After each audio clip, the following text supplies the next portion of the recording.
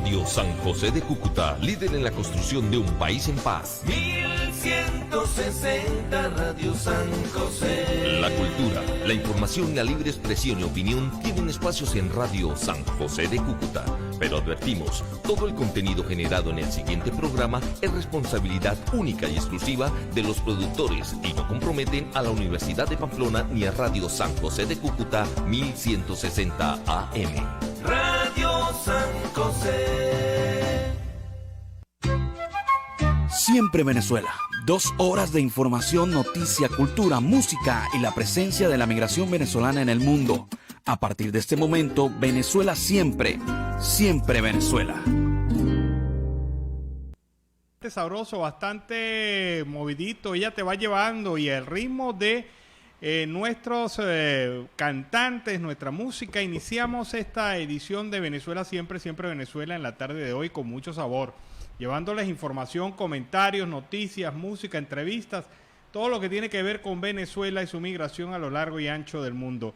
Lo hacemos con mucho cariño y mucho respeto para todos ustedes a través de esta señal 1160 AM Radio San José de Cúcuta, desde Cúcuta para todo el mundo. Muy buenas tardes, Nancy, ¿cómo estás? Alan, muy buenas tardes y muy buenas tardes a toda esa amable audiencia que está aquí en este dial, en el 1160 Radio San José de Cúcuta, de nuestras redes sociales oficiales. Síguenos en Facebook, Instagram, Twitter, en YouTube, en la página web www.siemprevenezuelaweb.com, www.siemprevenezuelaweb.com. Enlazados en esta primera hora con Radio Delfín 1060 AM. Saludamos en el Control Master a Alex Meneses y a Robinson Cárdenas, Alan Peralta con Registro Nacional 0715 y quien les habla, Nancy Pacheco con Registro Nacional 0713 del Colegio Nacional de Periodistas Seccional Norte de Santander. Bienvenidos a esta primera ronda informativa en Siempre Venezuela, Venezuela es Noticia.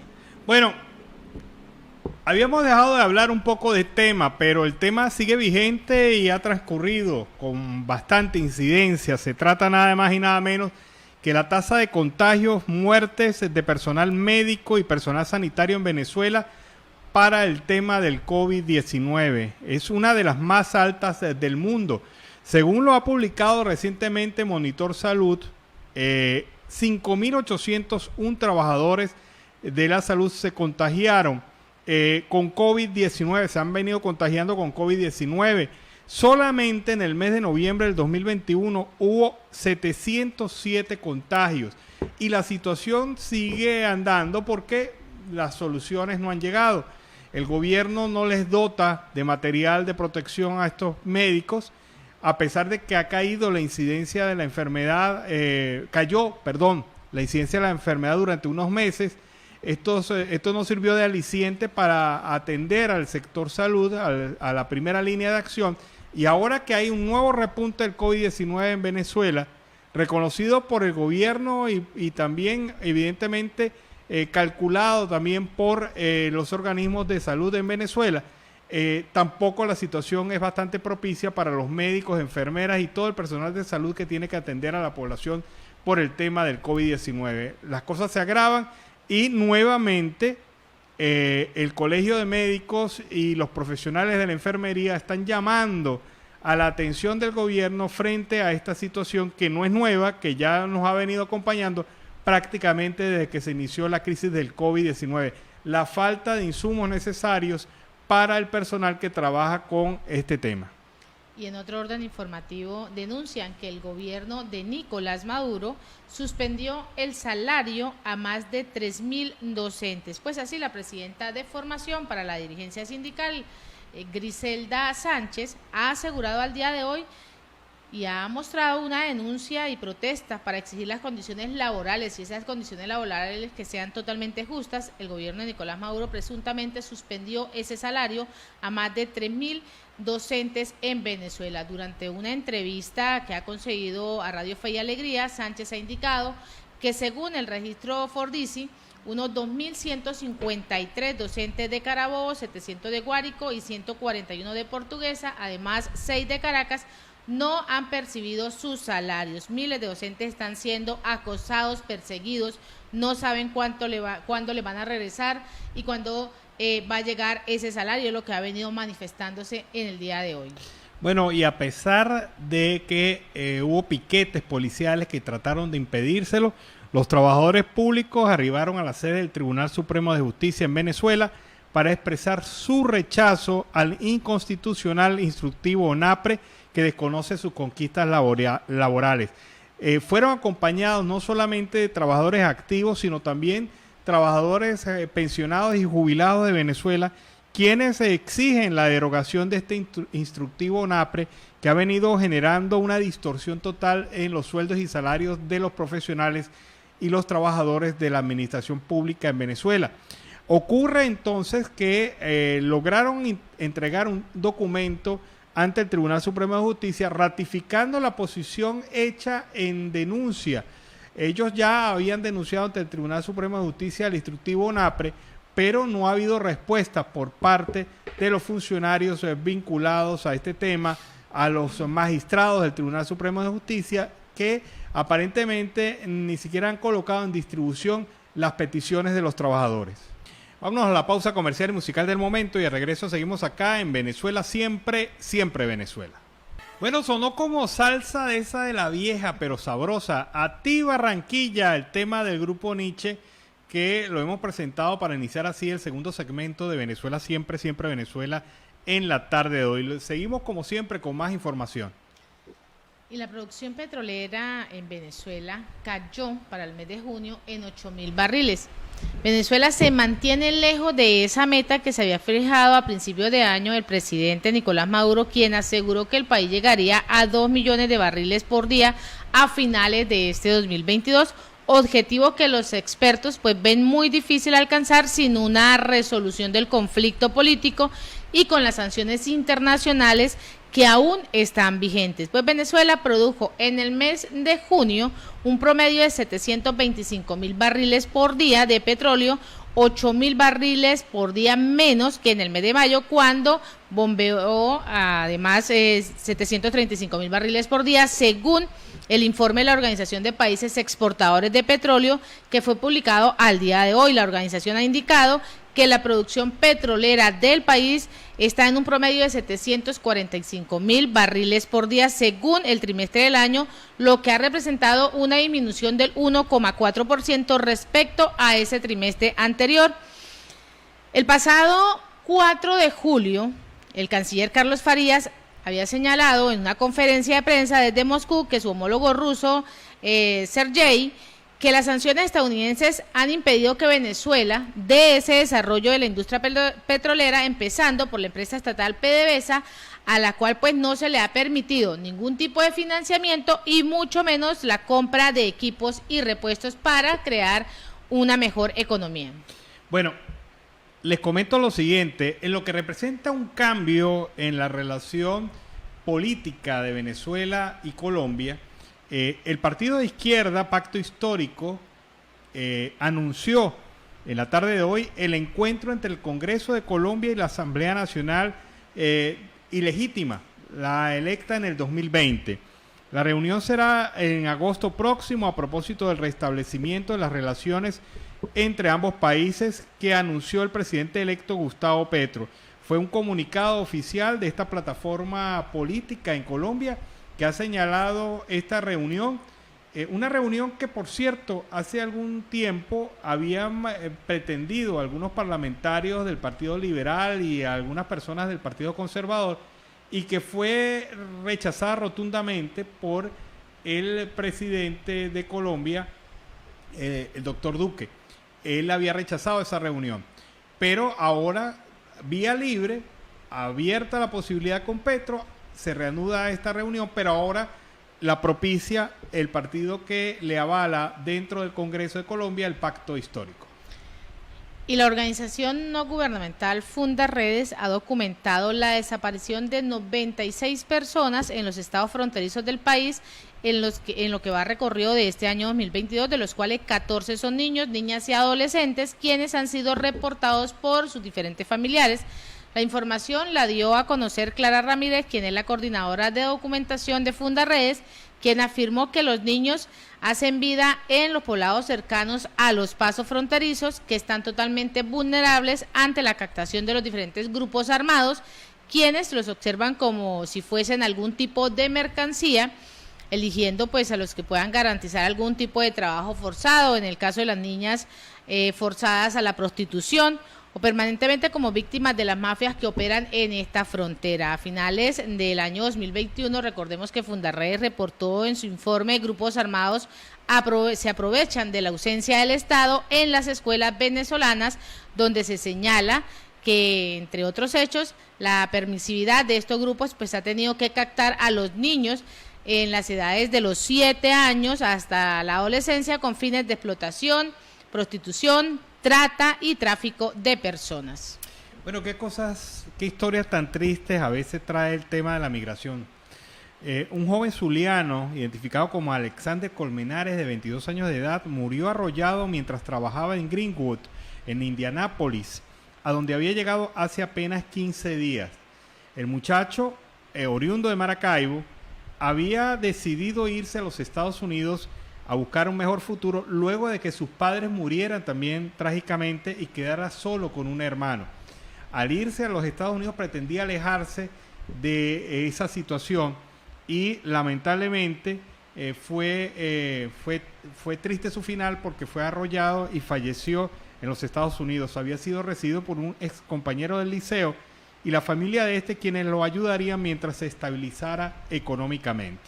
Bueno, el tema Los pies en el suelo con Fabián Corrales. Con ese tema clásico del vallenato iniciamos esta segunda hora del programa Venezuela Siempre, Siempre Venezuela en la tarde de hoy. Como siempre, saludando la audiencia de Aruba 91.5 FM estéreo, que se incorpora a partir de este momento a nuestra señal, amplificando nuestra presencia en el Caribe latinoamericano. Se confirmó ya oficialmente un rumor que desde hace algunos meses venía siendo fuerte en medios noticiosos y en algunos sectores políticos norteamericanos y obviamente sectores políticos y de defensa de derechos humanos en Venezuela. Se trata de que Associated Press ha confirmado hoy que el régimen de Maduro ha encarcelado a 3 norteamericanos por supuestamente intentar ingresar ilegalmente al país. Pero ojo, eso no fue hace poco, eso ocurrió la primera detención en el mes de enero de este año y las otras 2 detenciones en el mes de marzo. De esa gente no se sabía nada, violando obviamente sus derechos, incluso procesales, porque habían sido secuestrados prácticamente por el régimen, han sido secuestrados, y Associated Press ha publicado algo que ya se venía rumorando en medios noticiosos y en medios diplomáticos internacionales. Los 3 estadounidenses fueron encarcelados silenciosamente en Venezuela, dice Associated Press, a principios de este año por supuestamente intentar ingresar ilegalmente al país. Ninguno de los arrestos ha sido reportado previamente. 2 de los hombres, un abogado de California y un programador de computadoras de Texas, fueron arrestados a fines de marzo, pocos días después de que el gobierno de Maduro liberara a otros 2 norteamericanos. Las fuerzas de seguridad venezolanas atraparon al abogado Edwin Hernández, de 44 años de edad, y al programador informático Jenel Kennemore, quien fue detenido en incidentes separados en el estado Táchira, según una persona familiarizada con las investigaciones sobre los arrestos. La persona habló bajo condición de anonimato porque no estaba autorizado a discutir los casos públicamente. Hernández es de Los Ángeles, Kennemore es de Dallas, pero vive en Colombia desde el 2019. Un tercer norteamericano fue arrestado en enero, también supuestamente ingresar al territorio a lo largo de la frontera con Colombia. Associated Press no dice el nombre porque lo ha pedido expresamente la familia del secuestrado. Al menos 8 norteamericanos más, incluidos 5 ejecutivos petroleros y 3 veteranos, siguen encarcelados en Venezuela, y los funcionarios norteamericanos insisten en que están siendo utilizados como moneda de cambio político. Y esta es una situación que evidentemente refleja una violación al Estado de Derecho, porque por más delito que pudieran haber cometido estos norteamericanos, que ojo, no, lo único que se les acusa es de ingresar ilegalmente al territorio venezolano, pero pudieran haber sido expulsados inmediatamente y ahí acaba el tema. el gobierno de facto los mantuvo secuestrados, porque si usted tiene una persona desde enero y hasta ahora es que se conoce la verdad de este arresto, pues obviamente esa persona está secuestrada. Y si usted detuvo a los otros dos en marzo y hasta ahora que se conoce que están detenidos, usted los tuvo secuestrados. El gobierno los ha tenido secuestrados desde enero uno y desde marzo otros.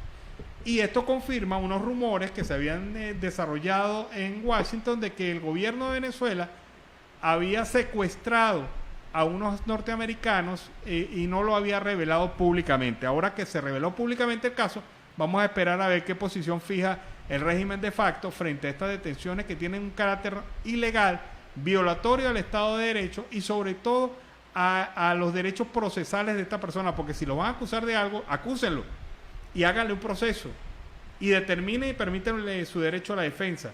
Pero por lo demás, es obvio que estas personas están secuestradas, están detenidas y quién sabe qué otras circunstancias habrán atravesado.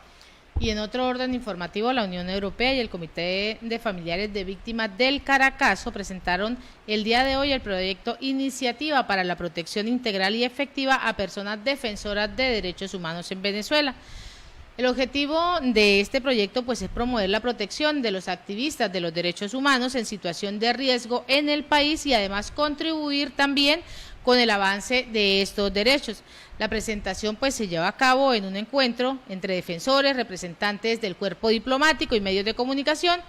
Además, se ha contado con la participación del jefe de la delegación de la Unión Europea en Venezuela, Rafael Dochao Moreno, el cardenal Baltasar Porras, la presidenta y cofundadora de COFAVID, Liliana Ortega, y el director de la Vicaría de Derechos Humanos de la Arquidiócesis de Caracas, José Gregorio Guarenas. Este proyecto pues busca desarrollarse durante los próximos 3 meses junto con las organizaciones mundiales contra la tortura y la defensa en beneficio de 2.000 defensores de los derechos humanos y 200 organizaciones de la sociedad civil. Bueno, el presidente encargado de la República de Venezuela, Juan Guaidó, ha dado su versión, su posición sobre el proceso que esta semana, hoy, inició ante el Tribunal de Comercio del Reino Unido el gobierno de esa nación para dirimir, entre otras cosas, a quién le corresponde la administración del oro venezolano que se encuentra en las bóvedas del Banco de Inglaterra. Hoy, el Tribunal Comercial de Reino Unido inició un juicio de 4 días para determinar si se reconocen las decisiones del Tribunal Supremo de Justicia de Venezuela que declaran nulas e inválidas las designaciones de la Junta Administradora ad hoc del Banco Central de Venezuela efectuadas por el presidente Guaidó.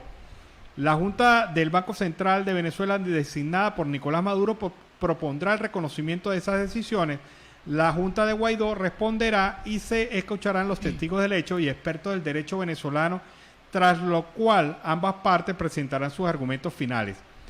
Dice Guaidó, lamentablemente este tipo de proceso judicial honesto y transparente no existe en Venezuela, porque al régimen de Maduro le importa más el poder y el dinero que el pueblo de Venezuela. Agradecemos que que el Reino Unido nos recuerde a nosotros y al resto del mundo lo que es verdaderamente posible en una democracia que respeta el Estado de Derecho. Todos los venezolanos podemos estar orgullosos del trabajo transparente que realizan día a día los miembros de la Junta Administradora ad hoc del Banco Central de Venezuela, designados por el presidente Guaidó, quienes publican continuamente las cuentas del Banco Central, trabajan bajo la vigorosa supervisión de la Contraloría venezolana y presentan informes a la Asamblea Nacional. Nos atendremos a hacer cualquier comentario durante el proceso por respeto al Estado de Derecho en una democracia sólida como lo es la del Reino Unido. Y vamos a escuchar al abogado de la coalición, Kelvis Zambrano, quien pues dice que se continúan realizando procedimientos fuera de la normativa legal para cometer detenciones arbitrarias y otros delitos en Venezuela. Escuchemos. El pasado 9 de julio se llevó a cabo la audiencia que privó de libertad a 2 ciudadanos. El primero, un trabajador humanitario, activista de derechos humanos, y el segundo, un activista ciudadano, quienes ambos han participado en acciones a favor de los derechos humanos y a favor de las personas menos favorecidas. En esa audiencia, en la cual me acompañó la doctora Ana Leonora Costa, quien forma parte también también del equipo de defensa, pudimos observar cómo la Fiscalía imputó 2 delitos que no pudieron demostrar y que están sustentados en elementos probatorios muy débiles. Apenas existe una denuncia que no es suficiente, apenas existen algunas conversaciones telefónicas que fueron obtenidas, además de manera ilegal. Pero lo más grave es que la decisión que fue emitida por el tribunal es una decisión que no logró demostrar en efecto que estas personas pueden ser privadas de libertad, debido a que se debe presumir y se debe garantizar el estado de inocencia, tal como lo dijimos en la audiencia. Pero también nos llamó la atención la forma en la que se sigue un mismo esquema de persecución en contra de personas que se dedican a la defensa de los derechos humanos y a la defensa de los derechos de los ciudadanos.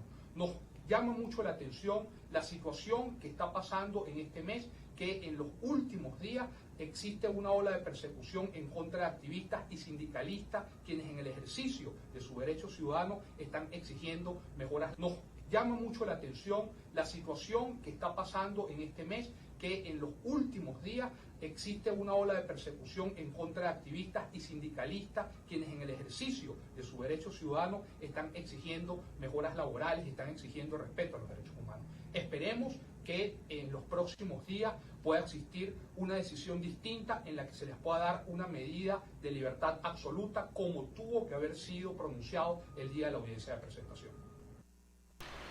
Bueno, es la posición, porque lo que está ocurriendo en Venezuela es increíble. Ya les comentaba la nota de los norteamericanos, que es evidentemente un delito en cualquier instancia, internacional y nacional, es un delito. Pero ahora esto de las detenciones de los 4 miembros de Bandera Roja y de organizaciones sociales demuestra que hay una racia del gobierno en contra de este partido y en contra de las organizaciones sociales. ¿Por qué razón? Porque simple y llanamente están diciendo las cosas claras y cantadas. Lo que está ocurriendo en el país, la situación de crisis social y económica que está ocurriendo en Venezuela, y no se está dejando llevar por la publicidad del gobierno que pretende decir que las cosas han cambiado. ¿En qué sentido ha cambiado? ¿Qué piensa usted de un gobierno que secuestra a unas personas de otra nacionalidad y mantiene oculto durante meses ese secuestro? ¿Qué opina usted de un gobierno que detiene a unas personas acusándolas de hechos que ocurrieron en el 2017 para justificar su detención? Porque de lo que acusan a la gente de Bandera Roja debe haber participado en los hechos de violencia ocurridos en el 2017 en el marco de la protesta cívico-social. Pero eso fue hace 5 años.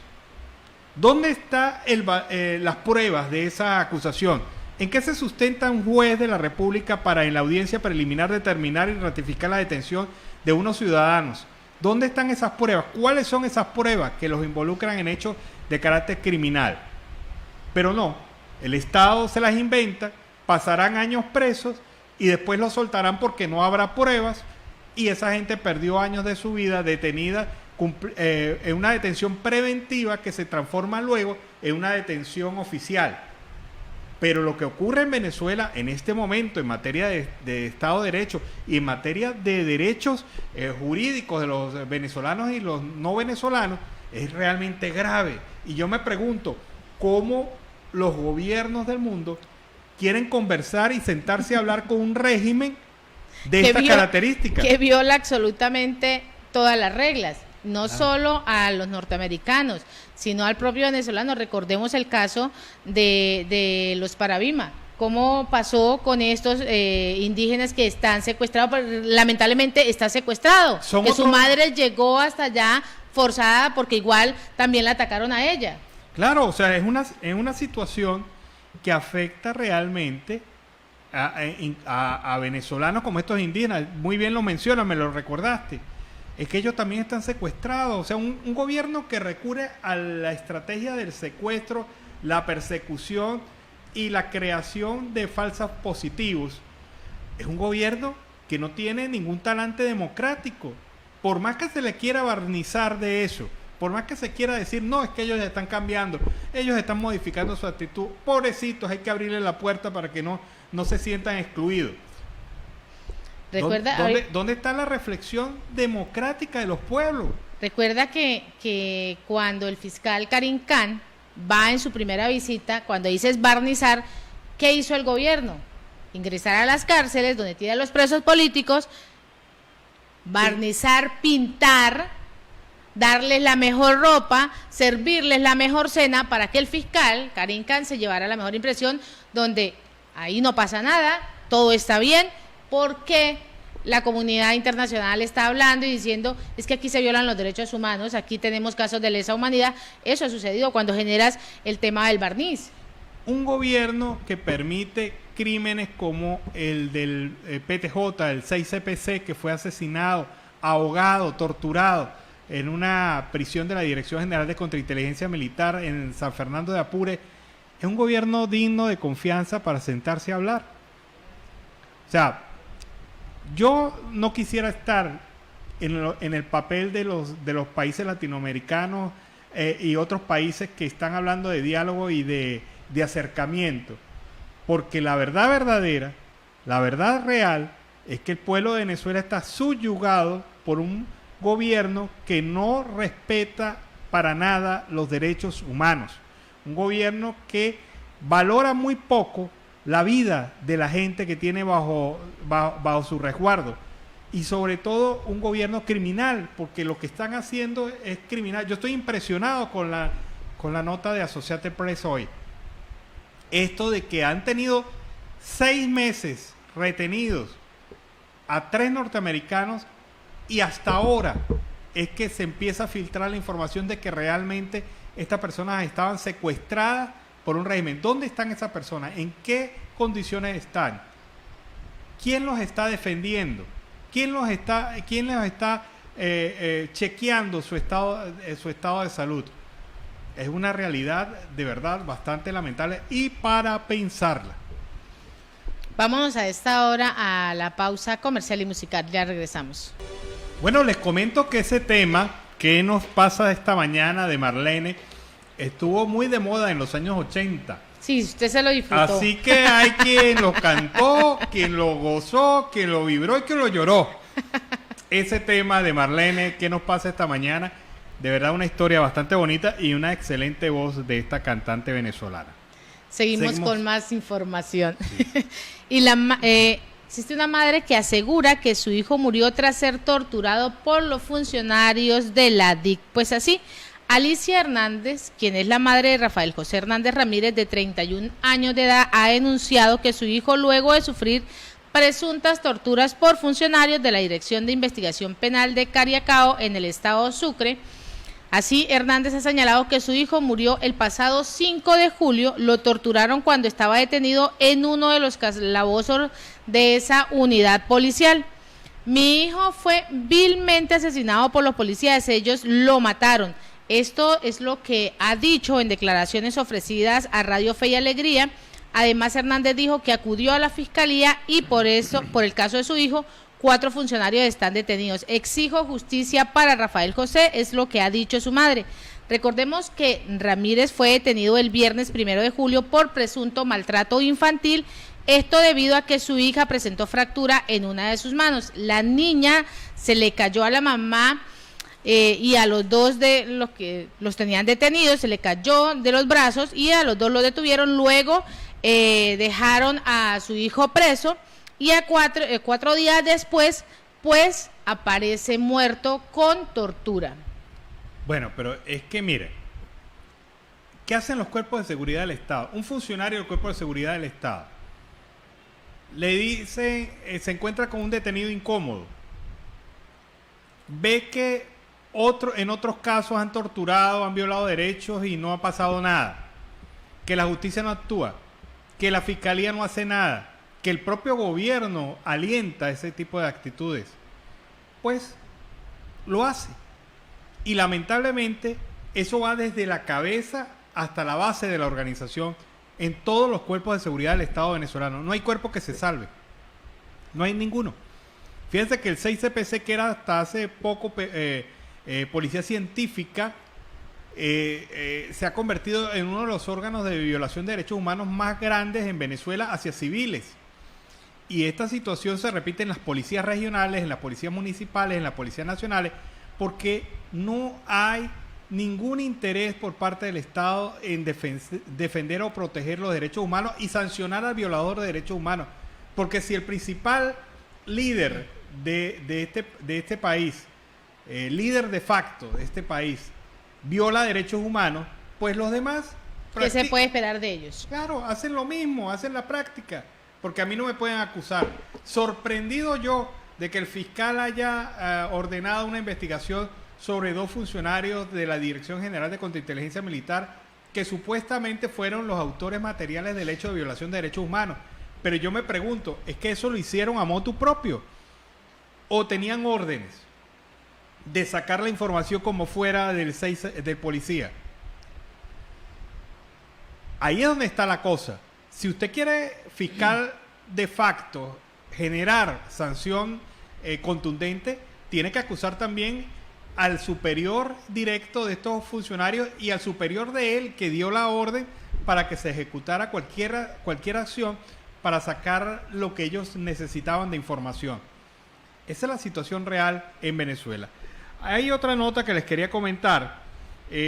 Un juez norteamericano ha negado hoy una moción de la ex tesorera nacional de Venezuela, Claudia Patricia Díaz Guillén, conocida como la enfermera de Chávez, con la que buscaba desestimar 3 cargos de lavado de dinero de lo que es acusada en una corte de los Estados Unidos basada en el principio de extraterritorialidad. La audiencia duró 15 minutos, ahí no comen coba, el tiempo es oro, y en 15 minutos decidió el juez. Esta audiencia celebrada en Fort Lauderdale, ciudad ubicada a 46 kilómetros al norte de Miami, el juez William Dimitrioulis rechazó la petición de la venezolana, afirmando: se niega la moción con perjuicio de que se renueve. Fue la respuesta de la Corte de la Florida al pedido de la abogada Maricel Descalzo. De esta forma, el juez dio la razón a la Fiscalía de los Estados Unidos, que se pronunció en contra de desestimar los 3 cargos relacionados con lavado de dinero. Y es que, ¿qué hizo la abogada de la enfermera de Chávez?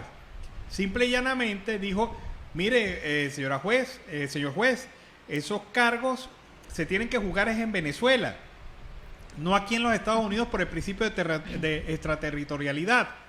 Y el juez le respondió: sí, se van a juzgar en Estados Unidos, porque los delitos pasaron y operaron a través de la banca norteamericana, a través del sistema norteamericano. Así que sí se debe prevaler esto. Y además, Estados Unidos está comprometido por un convenio internacional firmado por los países de la OEA de defender y enfrentar y perseguir a los corruptos, sea cual sea su identidad, sea cual sea su origen en Latinoamérica. Con este reporte nos despedimos. Así hemos llegado al final de esta emisión de Siempre Venezuela. Venezuela siempre es noticia, a través de este dial, el 1160 Radio San José de Cúcuta, de nuestras redes sociales oficiales, enlazados en esta segunda hora con Aruba Estéreo 91.5 FM. Agradecemos en el Control Master a Alex Meneses, Alan Peralta con Registro Nacional 0715 y quien les habló, Nancy Pacheco, con Registro Nacional 0713 del Colegio Nacional de Periodistas, Seccional Norte de Santander. Hasta mañana. Hasta mañana, cuídense. Siempre Venezuela es un programa que te brinda las mejores noticias, comentarios, análisis, entrevistas y música. Información sin censura en la voz de los protagonistas. Todo un equipo de producción de primer nivel. Siempre Venezuela lo encontrarás en las radios de tu preferencia. O si no, visítanos en nuestras plataformas digitales. Siempre Venezuela Radio. En Instagram, Facebook y Twitter. De lunes a viernes le decimos lo que en Venezuela prohíben. Porque somos Venezuela siempre, siempre Venezuela.